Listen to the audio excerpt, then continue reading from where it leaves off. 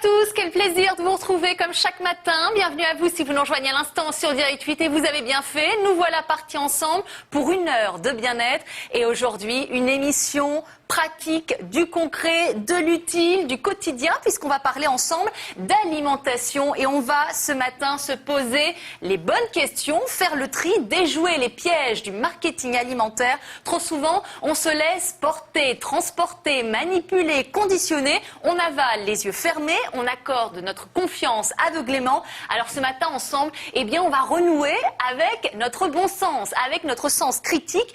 Arrêter d'être des moutons parmi les autres. On va ensemble comprendre, apprendre pour être enfin acteur plutôt que spectateur. Et pour nous éveiller, ce matin, vous allez voir un trio qui n'a pas sa langue dans sa poche. Tout d'abord, Christophe Vasseur, bonjour. Bonjour Charlotte. Vous allez bien ? Très bien. Oh là là, quelle voix enjouée. Là, il sent qu'on va parler de pain, qu'on va parler de viennoiserie. Voilà, alors emblème de notre gastronomie française. Voilà, et ce matin, on va parler plus particulièrement des viennoiseries. Croissant, pain au chocolat, pain au raisin. Et alors, c'est ce qui vous agace, ce qui vous irrite, à savoir que 85% des croissants seraient maintenant industriels. Industriels chez les artisans. Je ne vous parle même pas de ceux qu'on vend en grande surface, qui là sont sans appel. Chez les artisans, 85% des croissants que vous achetez aujourd'hui, est marqué boulangerie, c'est de l'industriel. Bon alors, gare aux contrefaçons. Ce matin, on va ouvrir l'œil. Comment savoir si notre boulanger nous vend des viennoiseries surgelées? Eh bien, décryptage dans quelques instants. Également, à nos côtés, Béatrice de Rénal, bonjour. Bonjour. Merci d'avoir accepté notre invitation. Nutritionniste, spécialiste du marketing alimentaire. Vous êtes également la porte-parole du manifeste dont on va parler ce matin. Stop à l'usage abusif de l'image du fruit dans le marketing. Et vous êtes également l'auteur de ce livre, de l'étiquette à l'assiette. C'est aux éditions Vuibert. Alors, on va parler des fruits, c'est-à-dire des pommes, des poires, des bananes, des fraises. Il y en a à gogo sur les emballages. Mais voilà, le problème, c'est qu'en général, les fruits sont davantage sur l'emballage que dans le produit. Voilà, on croit qu'on est frugivore, mais pas du tout. On va voir ça tout à l'heure. Ah non, mais le fruit, c'est vendu. Mais on se fait avoir, tromperie sur la marchandise. Et enfin, Stéphane Guilbeault, bonjour. Bonjour Charlotte. Merci d'avoir accepté notre invitation. Vous êtes l'auteur de ce livre dont on parle beaucoup actuellement. Il faut dire que le titre, forcément, interpelle. Non aux oranges carrés. C'est aux éditions Guy Trédaniel. Non, mais rassurez-vous, nous, on n'y arrive pas, là, quand même, aux oranges carrés. C'est de la provoque. C'est la provoque. On espère voilà. que non, justement, on se bat pour. Ah d'accord, enfin il y a quand même des pastèques carrés qui existent, vous me disiez tout à l'heure. Les Japonais ont essayé les pastèques carrés. Ah, ils ont Vous essayé. avez déjà essayé les œufs. Bon, on va rester aujourd'hui dans la rondeur, même si parfois il va y avoir des angles, des côtés un peu angulaires. C'est vrai qu'on va le voir. Ah oui, vous sortez déjà le couteau, d'accord Christophe? Alors on va le voir, c'est que l'alimentation, c'est votre sujet de prédilection, c'est votre cheval de bataille. Alors pour donner justement la tonalité à l'émission du jour, allez, en 2-3 mots, qu'est-ce qui vous fait aujourd'hui, vous, bondir, réagir sur notre manière de nous alimenter, sur nos choix alimentaires? Sur quoi vous avez envie de nous éveiller, de nous alerter? Allez, de nous réveiller. Christophe Vasseur. En un mot, je dirais qu'on est tous actuellement comme ça, la tête dans le guidon. Et là, il faudrait qu'on lève la tête, qu'on regarde un peu ce qui se passe autour et qu'on repense complètement, fondamentalement, notre façon de consommer, notre façon de faire nos courses.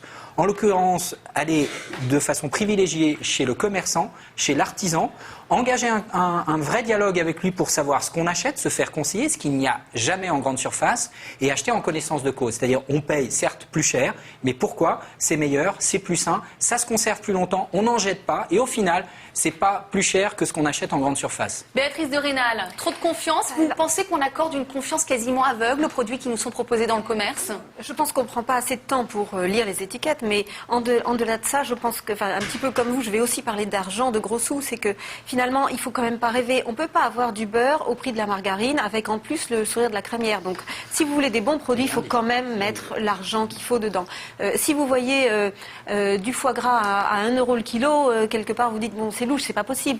Donc, si vous voulez des bons produits, il faut y mettre le prix et c'est tout. Et finalement, ça en vaut la peine parce que vous aurez un retour sur investissement dans 10 ans, dans 20 ans, dans 30 ans. Donc, on en reparlera à ce moment-là. Voilà, c'est hiérarchiser ses dépenses. C'est-à-dire, parfois, on prend des crédits pour acheter des home cinéma, vidéo, etc. Et finalement, là aussi, il faut hiérarchiser. Est-ce que vous pensez qu'on est vraiment prêt à changer nos habitudes? Parce qu'encore, ce matin, on va se dire, mais oh là là, on va plus savoir quoi manger.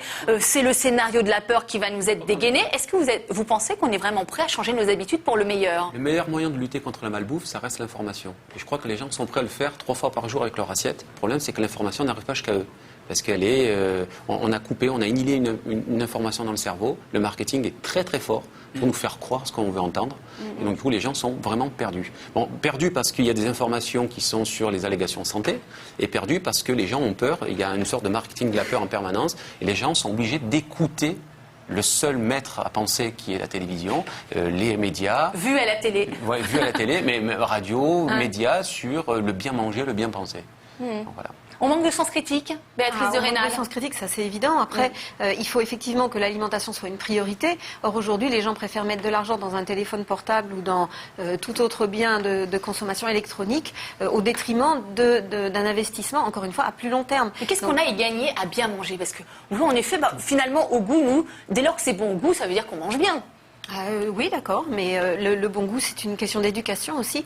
Donc, vos enfants, s'ils aiment les calories rapidement ingurgitées et les calories molles, et puis finalement un goût constant dans toute l'alimentation, peut-être qu'ils aiment ça aujourd'hui, mais ils le paieront assez vite. D'ailleurs, ils n'attendront pas 10 ans pour le payer. En 1932, un dentiste américain s'était rendu compte que chez ses patients, les gens qui avaient une alimentation traditionnelle avaient un train de vie, on va dire, traditionnel, et ceux qui étaient passés dans l'industrialisation commençaient à avoir des actes de violence, à avoir des maladies liées aux dents, des maladies cardiovasculaires. Et il y a une étude qui a été faite récemment dans les prisons. On a démontré que les gens qui mangeaient bien dans les prisons réduisaient leur violence quotidienne. Ah, donc on n'imagine pas à quel point, finalement, cette alimentation, elle influence notre manière de vivre sur un plan physique, psychologique, esthétique. Christophe Vasseur. Déjà, l'obésité, là, on a quand même toutes les statistiques qui en attestent. Historiquement, c'était les États-Unis la première nation d'obèses. Aujourd'hui, en Europe, c'est l'Angleterre. Et la France, on a multiplié, je ne sais plus quel est exactement le taux, mais 1,7 en 10 ans, oui. Voilà. L'obésité infantile, surtout, c'est ça qui est dramatique. C'est des gamins dont on obère le futur, là, en leur faisant mal manger, en leur donnant pas en fait les bonnes règles, les bons moyens de eux acheter et consommer intelligemment. Alors, on manque d'informations. Est-ce qu'il y a aussi beaucoup de pièges qui nous sont tendus? Oui, bien sûr. C'est surtout des pièges qui nous sont tendus. Après, je pense que l'information, si on veut la chercher, on la trouve. Le problème, c'est que les gens n'expriment pas le besoin d'aller chercher l'information parce que justement, leur esprit est pris par d'autres choses. En particulier, ils ont plus de soucis sur leur téléphone portable que sur ce qu'ils vont mettre dans l'assiette à midi. C'est ça que je trouve très préjudiciable. Oui, surtout qu'on mange quand même 3 fois par jour, a priori. Donc ça revient régulièrement. Mais si vous voulez, quand vous avez des familles aujourd'hui qui ont peu de revenus et qui me disent je préfère, de toute façon, je n'aliénerai pas mon budget téléphone portable, et bien tant pis, je ne mangerai pas à la fin du mois ou je mangerai ce que je peux trouver, etc. Là, je me dis, il y a un vrai problème. Ça veut dire que le téléphone portable est plus important que l'alimentation. Et que soi-même, finalement. Parce que l'alimentation, c'est notre carburant, on l'ingurgite. C'est ça. Alors après, il y a la question du goût, bien sûr. Le goût, nous, Français, on va protéger ce goût et ce patrimoine gastronomique. Mais au-delà de ça, il y a aussi la santé de chacun. Donc il ne faut pas oublier que la santé, la nutrition, elle a du goût. C'est-à-dire que une alimentation qui a vraiment du goût, c'est une alimentation qui sera bonne pour vous nutritionnellement. Donc, alors Christophe Vasseur, on va commencer avec vous du côté des viennoiseries. Oui. Alors c'est vrai que c'est vraiment un emblème de la culture française. Les touristes nous les envient, ces viennoiseries. Mais alors le problème, c'est ce qu'on va découvrir à vos côtés, c'est que le bon croissant fabriqué amoureusement, machinalement par l'artisan boulanger, il est en voie de disparition. C'est l'idée? C'est complètement l'idée. Derrière ce croissant que je montre là, il y a un chef-d'œuvre en péril. C'est-à-dire que la personne dans une boulangerie artisanale qui est dédiée à la fabrication des croissants et de la viennoiserie s'appelait, je dis bien s'appelait parce qu'il n'existe plus, le tourier. Son diplôme n'existe plus, sa filière de formation n'existe plus. Aujourd'hui en France, vous voulez apprendre à faire un croissant, c'est impossible, ça n'existe plus. Le pâtissier, on ne lui apprend pas, le boulanger, on ne lui apprend pas. Et comme je l'ai dit, le tourier, il n'existe plus. Alors qui le fait, ce croissant? Les industriels, bien sûr. Non, mais attendez, pas dans toutes les boulangeries, parce qu'alors on va avoir tous les boulangeries, tous les artisans qui font leur travail dans leurs règles de l'art, qui vont justement nous dire, mais pas du tout, moi je me lève tous les matins, 3 heures du matin. Comment vous faites quand vous voulez fabriquer un croissant et quand vous vous renseignez auprès de Pôle emploi ou du syndicat de la boulangerie, je veux embaucher un tourier, on vous dit j'ai personne. Il y a un moment, vous avez le catalogue qui arrive dans votre boîte à lettres ou qui est amené par l'industriel, et voilà, regardez les pains en choc, la tête qu'ils ont. Voilà. C'est 35 centimes pièce. Magique. Vous le revendez à 1,20 €, ça vous a rien coûté, vous avez juste ouvert d'un carton, là, un peu c'est de supermarché, c'est-à-dire chez l'artisan. Non, on n'a quand même pas. 85% des croissants vendus aujourd'hui chez les artisans sont fabriqués par un industriel. Alors attendez, Il y a du bon industriel et il y a du mauvais. Hein. Ils ont bien progressé dans ce domaine. Et pour cause, 85% des artisans achètent chez eux. C'est-à-dire que c'est fabriqué ailleurs et c'est cuit sur place, que nous, parfois, ça sent bon quand même quand on va dans la boulangerie. Oui, non. Le croissant, il arrive soit cru, surgelé, soit pré-cuit. Pourquoi? Parce que ça, c'est une pâte avec de la levure et du beurre, c'est-à-dire c'est une pâte, on dit levée feuilletée. Vous voyez, on peut compter les feuillets, là. Je vais vous en montrer un.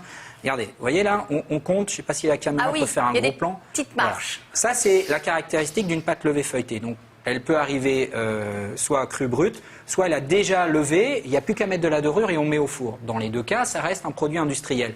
Qu'est-ce qu'on a utilisé pour fabriquer un produit industriel? C'est-à-dire ça, une mauvaise farine, un mauvais beurre quand c'est encore du beurre, souvent c'est plutôt de la margarine, voire pire, des matières grasses hydrogénées parce que c'est 10 fois moins cher que le beurre. Il ne faut pas oublier que derrière, il y a des intérêts économiques.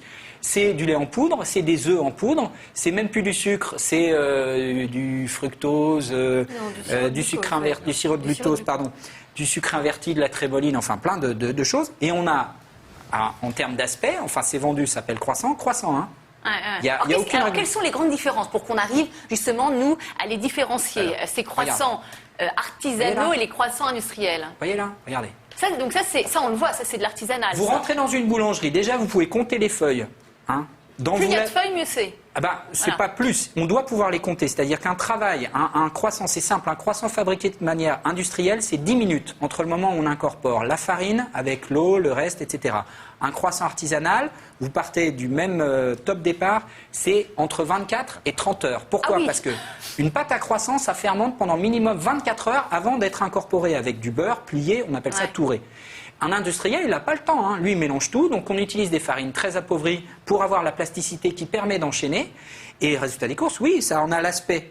Mais ça n'en a jamais le goût, ni la conservation. C'est-à-dire qu'on fait, par exemple, 85% des croissants qu'on retrouve chez les boulangers qui sont industriels. C'est-à-dire qu'on fait des kilomètres et finalement, quand on l'achète entre les mains, on a pratiquement le même croissant. C'est l'idée?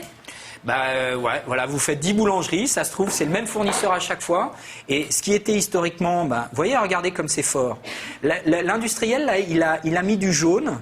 Pourquoi? Parce que, qu'est-ce qu'on rajoute? Du bêta-carotène pour avoir la même couleur. Mais là, si je mets mon nez, là, ça a un peu rien à voir. Mais, désolé, la caméra. Ce qui est quand même vicieux, c'est-à-dire quand on va dans la boulangerie, regardez, par exemple, vous qui êtes très sensible, Béatrice de Rênal, aux étiquettes, au décryptage des étiquettes. On n'a pas les étiquettes, on ne sait pas comment est fabriqué le pain, on ne sait pas comment est le croissant, et bientôt quand on demande si la confiture, si la compote dans le chausson est maison, c'est à peine si on se fait regarder de manière agressive.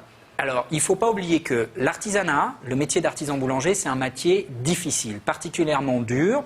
On se lève la nuit, on a des plages horaires très larges, c'est 35 heures, on y est le mardi soir. Donc derrière ça, il y a des gens aussi qui bossent comme des bêtes et qui, eux, vont être tentés d'aller à la facilité.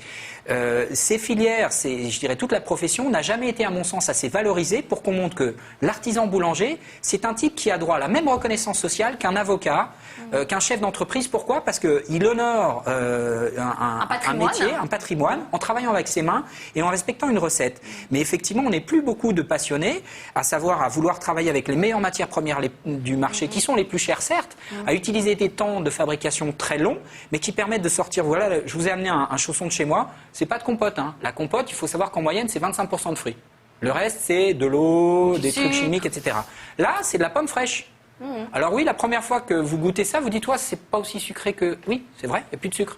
Mais alors en arôme, c'est de la pomme. Béatrice de Rênal, comment on fait? Il n'y a pas d'étiquette? Là, je réagis tout de suite parce que le mot compote, en fait, c'est une dénomination légale. Donc, quand on s'appelle compote, on ne peut pas avoir de l'eau ou des arômes ou n'importe quoi dedans. Par contre, les industriels, peut-être qu'ils vendent effectivement des espèces de préparations, fourrage compote, ou je ne sais pas comment ils peuvent dire ça. Mais le mot compote est une dénomination légale. Donc, elle doit respecter. Il y a dedans, il y a de la pomme et du sucre. Enfin, globalement, c'est ça. Mais comment savoir quand on va chez le boulanger? On ne sait pas. Le pain qu'on achète quotidiennement, on ne sait pas ce qu'il contient, on ne sait pas comment il a été fabriqué. Je pense qu'effectivement, il faut faire confiance à votre œil et il ne faut pas faire confiance à votre nez. Parce que une bonne odeur de four, si vous voulez, vous l'avez quand vous cuisez vous-même n'importe quoi avec de la farine. En revanche, là, quand vous à l'œil, vous pouvez quand même voir. À mon avis, la différence, elle est vraiment flagrante. Hein. Oui, c'est vrai qu'il y a des bonnes odeurs parfois dans les croissanteries industrialisées, dans les chaînes de croissanterie. Mais le beurre chaud, ça fait baver tout le monde. Hein. Mais là, il ne faut pas s'arrêter à cette odeur. Ah, d'accord. Retenez deux choses quand vous achetez. vous achetez, ça ne doit jamais être chaud. On ne doit jamais vous inciter à consommer chaud. Chaud, on vous fait avaler n'importe quoi. Essayez de manger un panini froid, vous verrez, ça n'a plus aucun goût. La galette des rois, ça se mange froid, ça n'a jamais été tiédi. C'est un coup de génie qu'ont eu les grandes surfaces dans les années 80 en racontant qu'il fallait la tiédir, c'était bien meilleur. Oui, parce qu'elle n'a aucun goût. Mais si vous rentrez chez un artisan qui vous vend tout le temps ses croissants, ses pains au choc, son machin chaud, c'est suspect. Pour le goûter, vous le goûtez froid. Et là, vous voyez effectivement si ça suinte encore le beurre ou si au contraire, il y a des tas d'autres arômes, des arômes de noisettes, de foin derrière, qui sont le propre d'une bonne fermentation et d'une bonne fabrication. Mais finalement, on devrait inciter les boulangers à marquer un petit écriteau croissant surgelé. Qu'on puisse quand même savoir finalement. Vous vous rendez compte, là, Oui, mais regardez les fruits et légumes. Il y a l'origine, par exemple, la traçabilité des fruits. On sait s'ils viennent d'Espagne, s'ils viennent de après, France. c'est quand on dit fait sur place, parce qu'effectivement, fait, ça veut dire quoi? Ça veut dire que le gars, il a ouvert son congélateur et il l'a mis dans le four après. C'est ça que ça veut dire fait, cuit sur place. Ouais. Alors, il y a une différence entre cuit sur place et fait sur place. Ouais. D'ailleurs, excusez-moi. Non, je vous en prie. D'ailleurs, rien n'empêche un boulanger bien organisé d'avoir un laboratoire où il fait ses produits et il peut après emmener les pâtons prêts à tout pousser dans différents points où ils seront cuits finalement. Ça serait, là, la qualité, elle restera la même. Mais le problème, c'est qu'il faut que ce soit fait par l'artisan lui-même. On en parlait en début d'émission avec Christophe. Aujourd'hui, il y a un problème de sémantique. Il faut un enrichissement de vocabulaire pour arriver à comprendre Pour ce qu'on nous mange. perdre. Ouais. Voilà. Croissant, ça veut plus rien dire. Jambon, ça veut plus rien dire. Il faut mettre croissant au beurre fait à la main la nuit avec Faut sueur. préciser. Il faut toujours préciser. Ouais. Quand il Regardez y a la qu'un tête mot, des croissants, regardez. Faut Déjà, ils marquer, sont tout droits. Croissant fait cette nuit. Regardez Ouais, les croissant fait industriels, cette nuit, ouais. les croissants industriels, pour les repérer, ils sont tout droits, ils sont même plus en Uniforme. demi-lune. Là, on voit bien que c'est pas de la Le pâtisserie. consommateur qui rentre dans une boulangerie, qui veut savoir ce qu'il achète est l'industriel. Le pain au choc, en main, il doit être lourd. Mais surtout un truc, vous tapotez dessus. S'il est mou comme ça, ou si le dessus tombe en neige, c'est pas bon signe. Par contre, vous voyez là comme je la décolle, là là, c'est une waouh. plaque, regardez comme c'est fin, ça fait un dixième de millimètre. Ça veut dire que ça a été fait sur place et surtout qu'on a utilisé un super beurre, d'excellents ingrédients, le lait, du lait frais, des œufs, etc. Et un tour de main qui laisse le repos à la pâte, Non, le mais temps à de ce stade-là, s'exprimer, il faut le etc. Voilà, on goûte. Bah oui, tiens Béatrice, alors Moi, le j'ai croissant fait- il est bon? Ah oui, il est très bon. Non, tiens, on va Mais moi, parler de j'ai eu pépette. que la moitié, j'aimerais bien l'autre moitié aussi. Ah oui, elle veut l'entier. Si on parle d'argent, il y a une différence de coût pour le consommateur, j'imagine, entre Oui, l'industriel et l'artisanal. Mais qui est minime. Regardez, moi je vends un croissant, ça c'est 1,10 €. La majorité des croissants à Paris aujourd'hui sont à 85 centimes. Je vous ai montré sur catalogue. Mais hein. ça fait pas cher le SMIC à ce moment-là, hein, si vous vendez ça à 1,10 €, parce que il y a quand même beaucoup plus de temps. Évidemment, pendant que Merci. la pâte fermente, vous n'êtes pas à côté à la regarder. Ah, mais néanmoins, il y a c'est pour ça que je dis, les gens, les gens, s'ils veulent avoir de la bonne qualité, il faut être prêt à le payer. Parce que, bon, on peut pas avoir le Si. beurre pour le prix de la Enfin, le margarine. pas cher quoi. coûte cher finalement, parce que je peux vous dire que le pain au chocolat qui 85 centimes, je peux vous dire bas qu'il ne doit pas valoir très cher, hein, le vu bas ce qu'il prix a. a un prix. Hein. Si je Forcément devais, pour quelqu'un, hein. Ah ouais. si je devais prétendre aux mêmes marges que du produit industriel, mon croissant, je ne devrais pas le vendre un 10, je devrais le vendre 2,20, 2,50. Mais voilà. Ah Donc, là là. le delta est minime. Et parce que psychologiquement, c'est pas possible aujourd'hui d'expliquer à des gens qu'ils vont devoir payer le double pour un produit de qualité. Mais heureusement, hein, je vous rassure, les gens viennent, comprennent, et quand ils ont goûté ça, plus jamais ils ne mangent. Mais ça croustille déjà. Bah oui, J'entends non, mais Béatrice, regardez. justement, qui est en train de déguster, on entend ça croustille. Voilà, vous voyez, Alors, près du hop, micro, là, tiens, ça qu'on croustille. entende, Alors, pour je mets donner le pain au l'envie choc, d'avoir vous voyez. envie. Voilà. Ah ouais. Et puis il se décolle en plaque. Non, mais je ne vais pas le ruiner pour que vous puissiez le goûter quand même et qu'il reste Un petit bout présentable. du poisson quand même, Le non? problème dans les industrialisations, c'est qu'on est dans un principe d'aide, de financement, d'aide, de subvention. Oui. On a fait croire en fait aux consommateurs qu'on pouvait manger pas cher. On n'est même pas dans la logique du très cher. Dire manger coûte cher, non. On est dans une logique, n'allez pas croire que manger ne coûte pas cher. Comme disait Béatrice, ça a forcément un coût. Et quand vous payez quelque chose bas prix, ça a forcément une répercussion, soit sur nos impôts, soit dans les subventions. Il y a forcément quelqu'un qui l'a payé en fait, ce bas prix. Non, puis Outre le finalement, on n'est pas obligé d'en manger non plus tous les jours. Des mauvais croissants, on peut avoir le plaisir de l'hédonisme. déguster un bon croissant une fois par semaine, une fois tous les 3 jours. Mais au moins de s'accorder la chance de pouvoir avoir le bon goût. La variété est très importante. Moi c'est marrant, j'ai ça dans ma clientèle. Je vois les gens qui viennent pas tous les jours au goûter la même personne acheter le pain au choc du 4 heures. C'est un jour, ça va être un pain au chocolat, et puis le lendemain, je vais les voir passer. Le gamin, il aura une pomme, un fruit et un morceau de cake. qu'ils auront soit préparé ensemble le week-end ou peut-être acheté. Mais je veux dire, on change, on n'a pas tous les jours Ça, l'incontournable. c'est fondamental, la variété. Varier les plaisirs, de toute manière. Non, mais de toute simplement. façon, la variété, l'équilibre vient par la variété. Donc, à la limite, c'est vrai que c'est bien d'avoir... Moi, je regrette beaucoup une chose, c'est quand je vois les enfants à l'école, ils ont tous la même marque de biscuits tous les jours. Je me dis, mais Quelle pauvres enfants. tristesse. Oh là là. Pauvres enfants. Dans le changement de comportement alimentaire, ce qui est très important, les premières heures en fait des cours, c'est pas parler des produits, c'est parler de l'hédonisme, expliquer aux gens ce qu'est le plaisir. Les gens pensent que manger en quantité, bon, Jean-Pierre Coff faisait un débat déjà dans les années 90, c'est manger du beurre, il vaut mieux manger du beurre de qualité que manger du beurre qui n'en est pas tous les jours. Et c'est valable pour tout. C'est valable pour tout. Vraiment, se faire les croissants. Non mais c'est ça, c'est ce que dit Béatrice, c'est-à-dire C'est qu'on un est premier vraiment combat. très passif. On Je va le sens faire ses déjà. courses, on achète toujours les mêmes produits, toujours au même endroit. Voilà. On manque de variété, de fantaisie. Alors Non, mais là, il n'y a pas photo. Hein. Ouais, il y a pas C'est sûr photo. qu'il n'y a pas photo. Il n'y a pas d'odeur. oui, on a un goût aseptisé, on n'a plus le plaisir de bon goût, parce qu'on a l'habitude de manger des choses aseptisées. Donc finalement, ça nous convient bien, la habitude. Christophe. Mais ce qui est redoutable là, et c'est là aussi il faut être vraiment alerte, c'est, vous voyez la couleur, à la limite celle qui paraît la plus belle, la plus riche, c'est l'industrielle. Ouais, on dit qu'il y a des bons œufs. Ah bah là il y a des bons œufs, mais il y a surtout du bêta-carotène pour lui donner cette couleur-là. Là il y a que du naturel, hein, des œufs frais, du lait frais, etc. 6 Mais heures, non. en goût, 6 heures au moins de lever. ça, 24 heures de fermentation avant de lui donner ses tours, lui donner sa forme et de la cuire. Donc ça c'est 28 heures à peu près pour la fabriquer. Mais je peux vous garantir qu'au nez, Alors, et puis même en ce matin, on densité. pointe justement du doigt ce qui est industriel et ce qui a perdu, ce qui a été dénaturé, pour finalement mettre en valeur aussi ceux qui travaillent dans les règles de l'art. Hein, et c'est votre cas, Christophe. Donc Mais c'est vraiment valoriser ceux qui se lèvent tôt le matin pour pouvoir offrir ce qu'il y a de meilleur. Mais c'est pour ça qu'il faut le faire parler, excusez-moi de vous interrompre, il faut le faire parler l'artisan chez qui vous allez acheter. Il faut Christophe, vous renseigner. qu'est-ce que vous faites là? Ah mais c'est ce que je fais, mais c'est pas toujours évident quand vous avez du monde chez vous, c'est la sortie de l'école, les gens sont pressés. Mais il faut prendre ce temps-là, il faut aussi que l'artisan, lui, réintègre cette notion de service qu'il a sans doute perdue, qui est de renseigner le client, de lui expliquer que de la fraise, il ne peut pas en acheter au mois de décembre. Vous allez chez le primeur et vous demandez ça, on doit vous engueuler. On doit vous dire non, là c'est plutôt, non, c'est la pomme et la poire. Vous en avez ce un moment. rôle pédagogique, finalement, Exactement. aussi. Je pense que un des gros problèmes vient de l'appellation des choses. Parce qu'en fait, pourquoi appeler avec les mêmes mots des choses qui sont extrêmement différentes? Un croissant, on ne peut pas appeler ça un croissant là-bas. Non. C'est la chose qui est là. mais Voilà. c'est On légal. ne peut pas appeler ça un croissant. Donc le problème aussi, c'est ça. C'est que d'un point de vue nutritionnel, il n'est pas bon d'appeler les choses avec des choses différentes du même nom parce que votre organisme, lui, il fait son expérience tous les jours. Et si vous appelez les choses avec le même nom, forcément, il va être trompé par ce qu'il va manger. Donc il me semble important d'appeler ça différemment.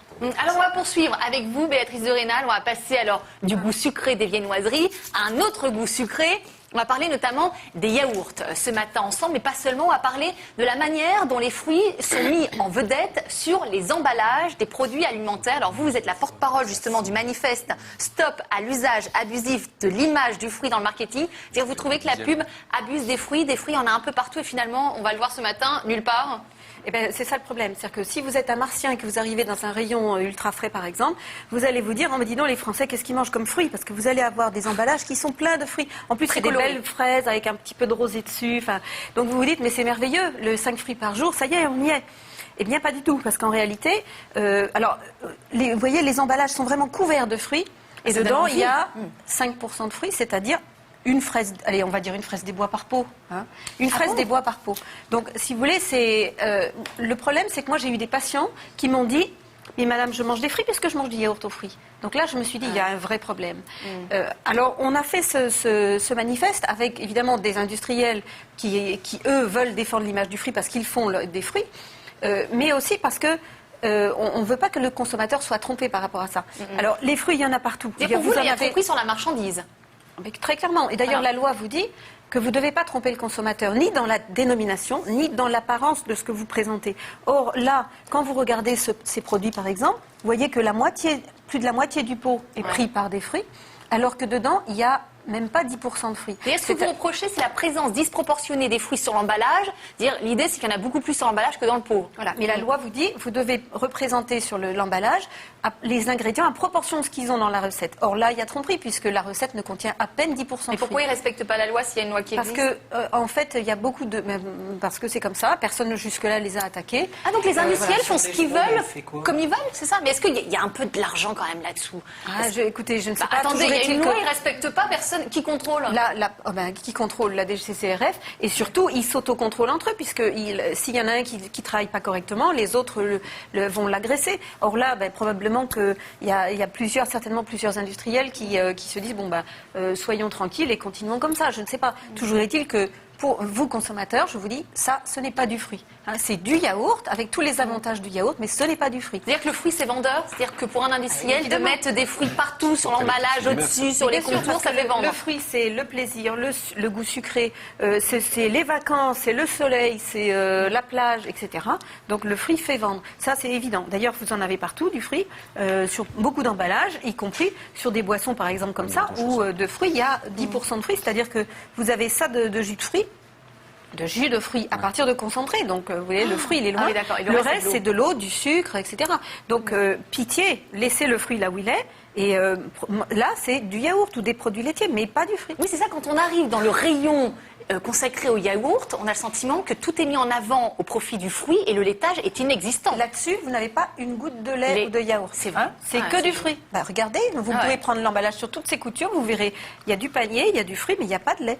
Donc, finalement, vous pouvez avoir l'impression, et quelqu'un de moyennement informé, c'est-à-dire le consommateur moyen qui va vite, il se dit, voilà, c'est du fruit, je vais manger du fruit. On n'a pas pu échapper à 5 fruits et légumes par jour, qui est la culpabilisation permanente.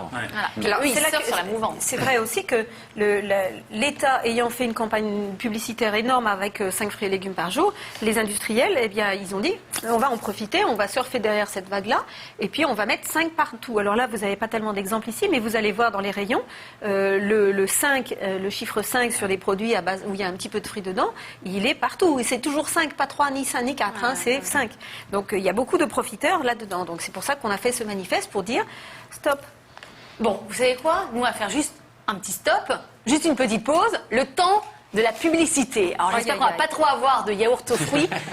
Mais qu'est-ce que vous pensez, vous, des publicités qui passent justement à la télévision? Vous pensez que parfois c'est un petit peu détourné, qu'il y a un petit peu tromperie sur la marchandise? Écoutez, quand vous achetez une voiture, sur la publicité, il y a toujours une jolie femme à droite, il y a toujours la voiture, elle est toujours impeccable, la route, il n'y a jamais personne dessus. C'est vrai ça. Or, quand vous achetez la voiture, vous pensez qu'il y a toujours la fille à côté? Moi, je pense pas. Donc pourquoi est-ce que vous croyez que la publicité, elle est là pour mettre les choses, embellir, un peu... oui, et puis pour vous raconter, pour vous faire rêver. D'ailleurs, c'est ça, on aime tous regarder la pub à la télé parce que souvent c'est rigolo, ça fait rêver. Donc que ça vous fasse rêver, d'accord. Mais au moment d'acheter, revenez sur terre. Dans la réalité. Bon, alors on va revenir justement ensemble, juste après la pause publicité. On va poursuivre, on va faire le tri et surtout renouer avec le sens critique. On fait la petite pause. Christophe, il veut nous faire manger pendant la pause. C'est ça, voilà, Christophe? faire goûter, moi, allez, on fait la petite pause, on revient juste après. À tout de suite. J'en profite.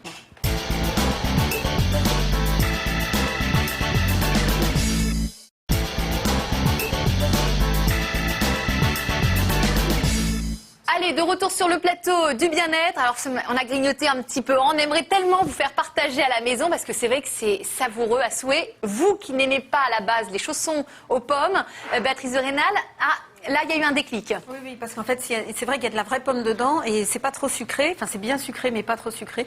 Donc, avec le croustillant de la pâte feuilletée, c'est vraiment un délice. Ouais. Alors, publicité mensongère, tromperie sur la marchandise, vous qui êtes des spécialistes du décryptage et du bon goût, est-ce que parfois vous vous dites très clairement, on nous prend quand même pour des cons? Oui, effectivement, avec les mêmes mots d'ailleurs, je pense exactement comme vous. Le problème après, c'est il y a une réglementation et souvent elle est bafouée ou elle est un petit peu vilipendée, on va dire. Et pourquoi est-ce que... Moi, souvent, les gens me disent, mais pourquoi est-ce qu'on laisse faire? Pourquoi est-ce que... mais que fait la police, hein? Nous, on fait confiance. On se dit, si c'est dans les rayons, ça veut dire qu'a priori, ça a été réglementé, encadré. Alors, c'est réglementé, etc. C'est vrai, mais il y a souvent des gens qui sont borderline et qui subsistent dans les rayons. Il n'y a pas... Voilà. C'est-à-dire que le fait pour vous de voir toutes ces couleurs, tous ces fruits sur l'emballage, pour vous, il y a une incidence inconsciente sur le consommateur qui se dit, bon, dedans, c'est bon, en achetant ça, je mange des fruits. Alors, si vous voulez, les produits laitiers, on sait tous qu'ils sont indispensables nutritionnellement parce qu'ils apportent des tas de choses. Bon, pourquoi est-ce qu'on n'achète pas que du blanc, c'est-à-dire des yaourts et du fromage blanc, de la faisselle blanche et c'est tout. Puis après, on met nous-mêmes notre confiture ou notre compote ou notre coulis de quelque chose. Ça serait déjà plus simple parce que comme ça vous éviterait beaucoup de ces problèmes. Alors, à votre avis, pourquoi on le fait pas? Mais parce que c'est tellement simple et tellement rigolo et tellement bon. Alors après, le problème c'est que vous avez des produits à base de fruits et on a vu qu'il y avait finalement très très peu de fruits dedans. Ce que vous ne savez pas, qui est finalement tout ça est marqué dessus, mais vous en prenez pas conscience, c'est qu'il y a 2 fois plus de sucre que de fruits. Donc là-dedans, par exemple, il y a souvent 2 fois plus de sucre que de fruits. Mais est-ce qu'il y a marqué la quantité de fruits au moins présent? Oui, c'est obligatoire, ça c'est la loi. La quantité de sucre aussi, c'est pour ça que je vous le dis, parce que sinon je serais obligée de faire une analyse précise pour le dire. Et ce que vous ne savez peut-être pas aussi, c'est que par exemple là-dedans, il y a plus de sucre que dans une compote de pommes industrielle. Une compote de pommes que vous achetez couramment dans les rayons d'à côté, si vous voulez. Alors que le consommateur, lui, il pense que la compote de pommes, elle est bourrée de sucre, alors que là, c'est bourré de fruits. Eh bien non, il y a plus de sucre là-dedans que dans de la compote de pommes. Christophe Vasseur, on est guidé par le marketing. Ce que vous dites, c'est-à-dire qu'avec le caddie, finalement, on repart souvent avec beaucoup plus de produits que ce qu'on avait imaginé à la base en allant faire les courses. Je pense qu'on tombe tous dans le panneau. Vous savez, vous avez un achat prémédité, une liste de courses, et puis parce que c'est bien présenté, parce que c'est alléchant. Moi, le premier, là, oui, ça donne envie. C'est vrai que là, on aurait une petite cuillère qu'on ouvre. Attendez, bien, regardez sur l'image, vous avez, ça déborde de fruits, d'un beau panier en osier, ça fait rustique. Vous êtes pressé, vous lisez même pas la composition. Vous êtes convaincu effectivement de manger un yaourt riche en fruits. Après, il faut lire la liste des ingrédients, c'est ça le plus important. Donc je dis souvent, il faut faire les courses à l'envers, c'est-à-dire au lieu de regarder ce qu'il y a marqué là, il faut regarder la liste des ingrédients. Là, on avait du mal à la trouver tout à l'heure, on l'a cherchée. Elle est cachée entre les pattes des yaourts là.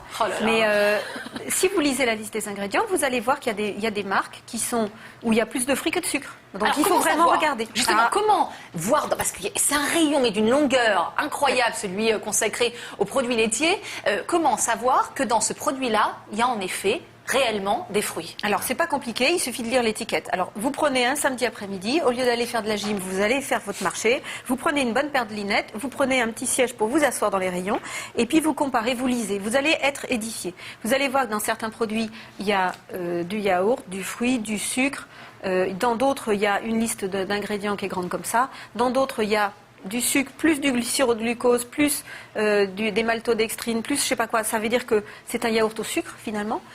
Donc il faut vraiment se poser. C'est du sucre au yaourt même parfois. Alors, il faut prendre le temps une première fois, puis après vous aurez le réflexe un peu comme moi et ça va beaucoup plus vite. Mais la première fois, il faut prendre qu'il y a des bons votre produits. après-midi. Vous nous rassurez, il y a des bons produits, il y a des yaourts dans lesquels il y a véritablement des fruits. Il y a véritablement des fruits et il y a véritablement peu de sucre, en tout cas pas plus que ce que vous pourriez mettre à la maison. Alors on a beaucoup parlé des yaourts. Quels sont les produits, les mauvais élèves, les produits concernés justement par ce marketing qui met en avant le fruit? Tous ceux qui ont à se racheter d'un point de vue nutritionnel, c'est-à-dire les boissons comme ça, et puis certains produits de biscuits type ça. C'est-à-dire des produits où il y a une espèce de confiture dedans, où en fait, là en l'occurrence, il n'y a pas de fruits sur l'emballage, donc ça c'est un bon élève, mais souvent, les emballages sont couverts de fruits et en fait, évidemment, là-dedans, il y a, on va dire, un quart de fraise de bois. Par exemple, dans la boisson, là, à l'orange, allez, montrez-nous, prenez la bouteille, montrez-nous la quantité d'orange qu'il y a réellement dans la bouteille. Alors, il y a 10% d'orange. Alors là, il y a 2 litres, ça veut dire que vous avez ça de jus d'orange. En partant du bas, bien sûr. Oui. Après, vous avez évidemment de l'eau, c'est une boisson, et puis vous avez du sucre, du sirop de glucose. Donc là, le sirop de glucose, si vous voulez, c'est un sucre qui est beaucoup moins cher que le sucre de betterave, le sucre saccharose.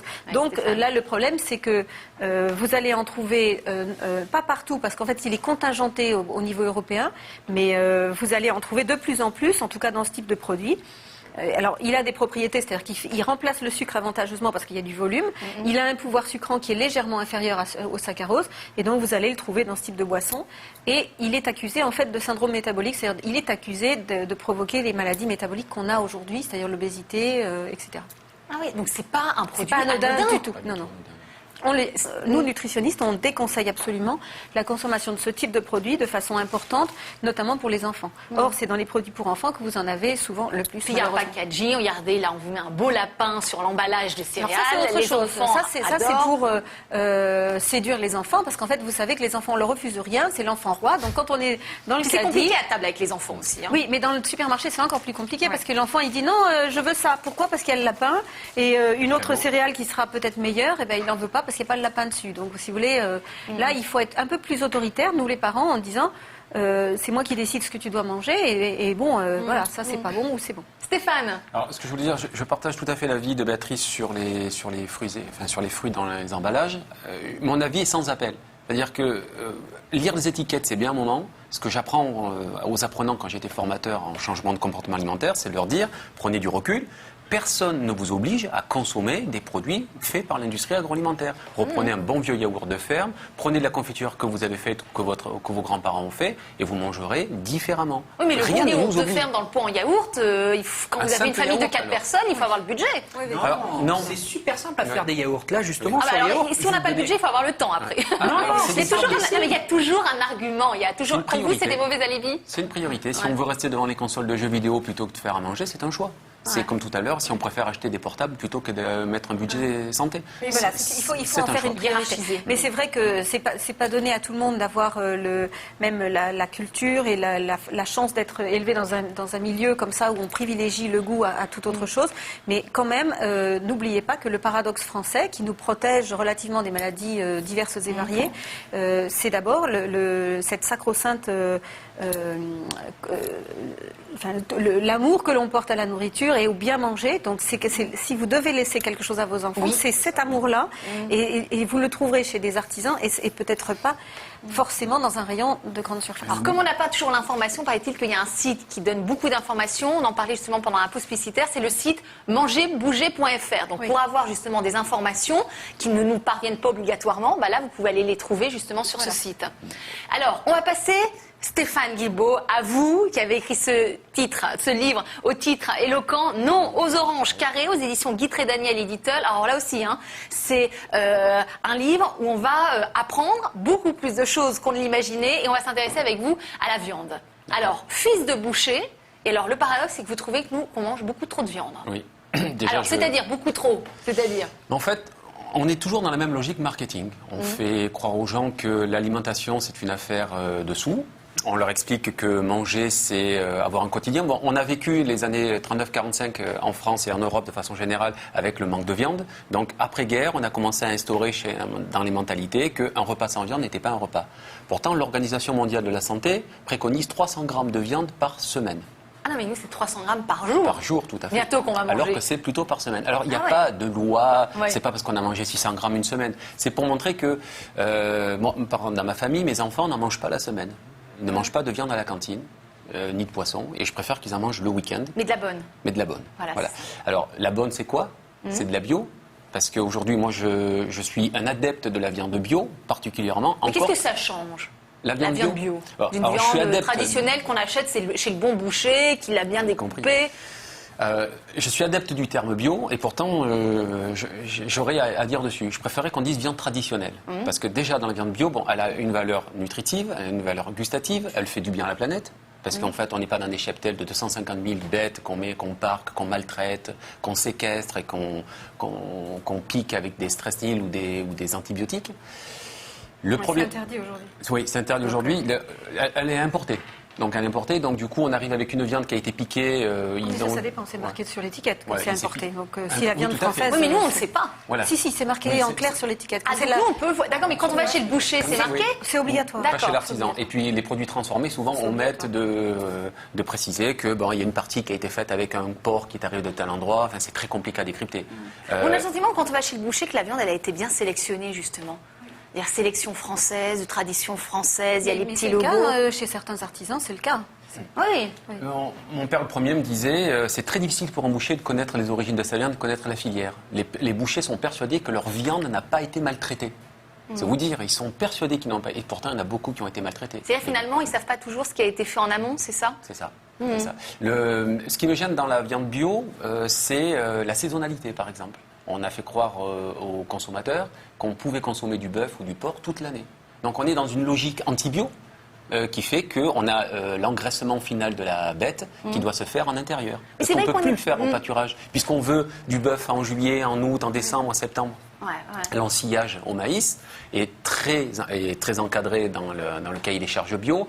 Il y a un pourcentage, mais il y en a encore qui le font de temps en temps dans le bio. C'est très très rare. Pour avoir discuté encore avec un responsable de label bio, il me disait ça devient de plus en plus rare, mais on ne peut pas l'interdire. Donc ça veut dire que vous arrivez avec une viande, un jour elle sera un petit peu ensillée au maïs, qui a encore du sucre.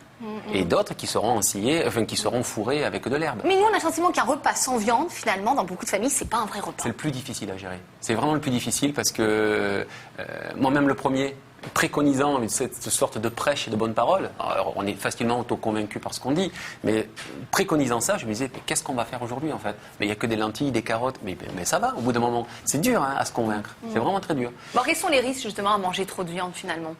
Parce que si on aime ça... Le risque, c'est ce que vous voyez aujourd'hui, c'est-à-dire que les viandes, elles sont très souvent accompagnées de graisse et de graisse saturée. Donc, à manger. Alors aujourd'hui, je crois que la moyenne des Français, c'est 500 grammes par semaine. Donc, ça fait pas 250 grammes par jour, mais c'est quand même beaucoup parce qu'on mange pas beaucoup de poissons et on mange beaucoup d'œufs. Donc, le problème, c'est que ces viandes, elles sont le plus souvent accompagnées de matières grasses saturées, et c'est surtout ça qui est embêtant. La viande elle-même, si c'était de la viande maigre, on pourrait en manger un peu plus souvent. Le problème, c'est que vous n'avez pas d'intérêt à en manger plus, puisque votre organisme, les besoins en protéines par jour, c'est à peu près 1 gramme par kilo de poids corporel. Donc ça veut dire que vous pesez 50 kilos, c'est 50 grammes de protéines pures. On en mange beaucoup plus. Vous en mangez 80 grammes à peu près, donc vous en mangez pas loin de 2 fois plus. Stéphane? De façon naturelle. Et puis la viande cachée, la viande qui est fourrée, la viande qui est dans les farces, les jambons, les charcuteries. Tous ces produits-là qui sont dits transformés. Donc là, c'est une utopie. Donc vous, maintenant qui avez des enfants, le principe, le précepte, c'est moins régulièrement, mais de meilleure qualité, c'est ça? C'est ça. Alors, ce que j'entends régulièrement, c'est mais on n'a pas les moyens d'acheter du bio. C'est beaucoup plus cher, il y a une différence entre la viande bio et la viande qui ne l'est pas. Oui, 20 à 30% plus cher. C'est normal. Mais je n'ai pas les moyens de m'acheter des caissettes de viande de réforme. Les viandes de réforme, ce sont des vaches laitières qu'on a transformées, qu'on a laissées jusqu'au bout puis qu'on mange. Je n'ai pas les moyens d'aller acheter en grande surface ces caissettes en fait entières de 4 kilos de viande. Je préfère acheter 1 kilo à la semaine que toutes ces caissettes-là. Donc ça ne revient pas plus cher. C'est encore, comme on le disait, une priorité. La viande bio. On redécouvre que le veau n'est pas blanc mais rose. On découvre que le bœuf en fait est filandreux avec une petite persillade. On découvre beaucoup de choses. Ça dépend des variétés. Après, ça dépend des races bovines et ça dépend beaucoup du boucher. Parce des races à viande. Oui, c'est ça, des races bovines essentiellement, parce que c'est la tendreté, elle est surtout, c'est surtout sur le bœuf qu'on la fait porter. Et puis ça dépend du boucher, parce qu'en fait, une viande, elle a besoin aussi d'être travaillée, d'être maturée avant d'être dégustée. Alors, or, quand on vous donne de la viande dans les supermarchés, c'est coupé comme ça, clac, clac, clac. Il y a un machin. Déjà, elle n'est pas maturée. Ça coûte trop cher. Maturée, c'est la garder un petit peu pour qu'elle prenne tout son arôme. Et puis, elle est vendue. Pour une bonne cote de oui, c'est 60 jours. Et ça coûte cher de stocker tout ça. Ça demande du temps, c'est comme le vin, le bon pain, la viande, pour manger des bons produits. Et puis, vous n'avez pas remarqué qu'il n'y a plus d'os. Dans la viande, quand on la sert, c'est tabou. Il n'y a plus d'os. C'est que des morceaux qui sont en belle. Mais parce qu'en fait, c'est la carcasse, c'est la viande, la vache folle, voilà. Il y a les maladies derrière. La viande. Oui, bien sûr. Enfin, la côte de bœuf, elle est quand même vendue avec l'os, mais disons qu'il y a une crainte par rapport à l'os. Et puis surtout, moi, je pense qu'il y a plein de gens qui ne savent plus cuisiner des morceaux avec os. Ils savent faire cuire un beefsteak, pas plus. On sait bien cuisiner les morceaux les plus chers de la viande. En fait, ça a bien été vendu. Parce que les morceaux qui ne coûtent pas cher, quand on dit moi j'ai pas les moyens, un bon morceau de viande bio qui coûte pas cher, on ne sait plus le cuisiner. Alors qu'il y a d'excellents morceaux dans la viande qui sont pas chers. Alors ça, c'est un problème. On a le sentiment qu'il y a beaucoup de propagande finalement du côté de l'alimentation. C'est ce qui me gêne le plus. J'aimerais qu'on laisse les gens tranquilles au bout d'un moment. J'aimerais qu'on laisse vraiment les gens tranquilles. Qu'ils se rappellent ce que nos grands-parents, ou plutôt arrière-grands-parents faisaient. Voilà. Je pense que c'est la meilleure défense contre la malbouffe et l'obésité. C'est se rappeler ce qu'est un morceau de pain, qu'ils se le fassent à la maison, le pain. Il y a une vraie éducation à faire finalement quand on est parent vis-à-vis de ses enfants. Parce que c'est vrai qu'on dénature totalement mais aujourd'hui, les enfants ont plus de... Enfin, ils deviennent obèses. Là, je parle plutôt des États-Unis qu'en France pour l'instant, mais les enfants aux États-Unis sont obèses de façon massive. Et aujourd'hui, les enfants ont plus de chances de mourir avant leurs propres parents. Donc ça veut C'est la dire, première fois que ça arrive. voilà, c'est la première fois que ça arrive. Ça veut dire qu'aujourd'hui, nous tous parents, on a envie que nos enfants fassent Polytechnique, etc. Mais vous avez meilleur compte à leur donner des cours de boulanger. nutrition. Au boulanger. Oui, mais vous avez meilleur compte de leur donner des cours de nutrition et de bien manger pour leur avenir, plutôt que de leur donner des études. Et pour vous, c'est l'alimentation qui est à l'origine justement de ce renversement de tendance? Ah ben ça c'est sûr. C'est-à-dire qu'aujourd'hui, en 2006, pour la première fois, il y avait plus de gens qui mangeaient trop sur la planète que de gens qui ne mangeaient pas assez. Donc ça, c'est la première fois dans l'histoire de l'humanité que ça arrive. Mais si vous voulez, ça cache cette dichotomie. Elle cache aussi le fait qu'il y a beaucoup de gens très pauvres dans les pays très riches. Les États-Unis sont pleins de gens qui crèvent de faim. Et vous avez aussi des obèses dans les pays très pauvres. Donc là, on ne peut plus dire nord-sud maintenant. C'est vraiment tout. C'est 1 milliard de personnes. Mais il y a 1 milliard d'obèses et il y a plus d'1 milliard d'obèses et en surpoids et il y a 1 milliard de gens qui crèvent de faim. Voilà. Vous allez beaucoup au supermarché ou vous allez chez les petits commerçants, sur les marchés? Comment vous alimentez? C'est-à-dire, qu'est-ce qui attire votre attention? Christophe, moi, si j'ai pas le contact, je suis malheureux. Donc, si j'ai pas le choix, je vais en supermarché. Mais là, je prends juste du dépannage. Sinon, c'est le petit commerçant du coin. Je vais choisir ma viande chez le boucher, le fromage chez le fromager, et on discute et j'apprends. C'est ça qui est aussi beau dans le contact avec le commerçant, c'est que vous ressortez instruit. Vous avez appris des choses historiques sur, tiens, telle variété, c'est une variété ancienne, etc. On vous a donné des conseils aussi sur comment cuisiner. Et quand vous allez le manger, vous allez davantage le déguster. Vous remarquerez, regardez la manière dont on a dégusté les croissants tout à l'heure de Christophe. Comment on a pris ça avec précaution. Un plaisir quasi religieux, voilà, c'est ça. C'est quoi notre vie si on ne fait pas ça? C'est quoi notre Alors, vie? On passe 3 fois par jour à l'assiette. C'est vrai que si vous n'avez pas le temps de faire le tour des popotes comme ça, vous avez des gens qui peuvent le faire pour vous. Je pense au site Natura, par exemple, où il y a des fanas qui aiment aller chercher, ils vont vous acheter des poissons sur la criée. C'est-à-dire que vous leur dites, aujourd'hui je veux un hareng, ils vont vous acheter un hareng sur la criée, vous le livrent à domicile. Donc c'est magique. C'est-à-dire que là, eux, ils travaillent pour vous. Vous avez pu, ce qui est un peu mon cas, moi parfois je me laisse déborder par ma vie quotidienne, eh bien je claque des doigts et hop, j'ai mon panier à la maison. C'est cher, d'accord, mais ce sont des bons produits. Et dedans, quand ils me livrent un fromage, il est affiné, j'ai pas besoin de...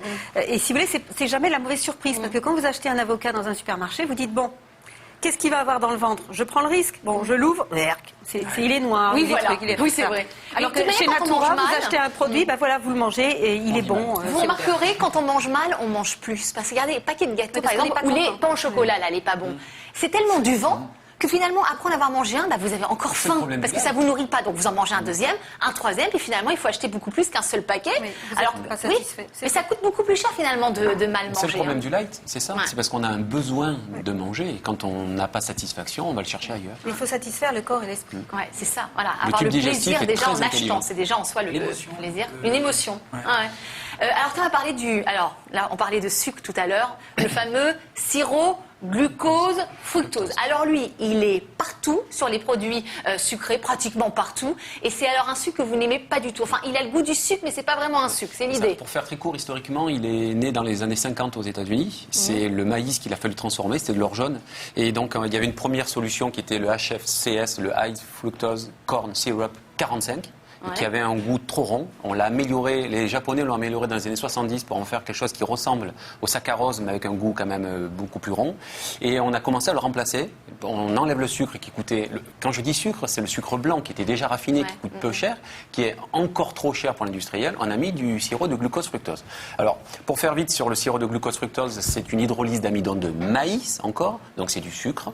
Et en fait, cette hydrolyse permet de sucrer et George Bray disait, qui est un médecin qui a écrit un livre sur ça, disait qu'en fait ça rend nos enfants malades à vie, parce qu'en fait il est probable que ça mette une information dans le cerveau qui leur donne de l'obésité et qui est très difficile à soigner.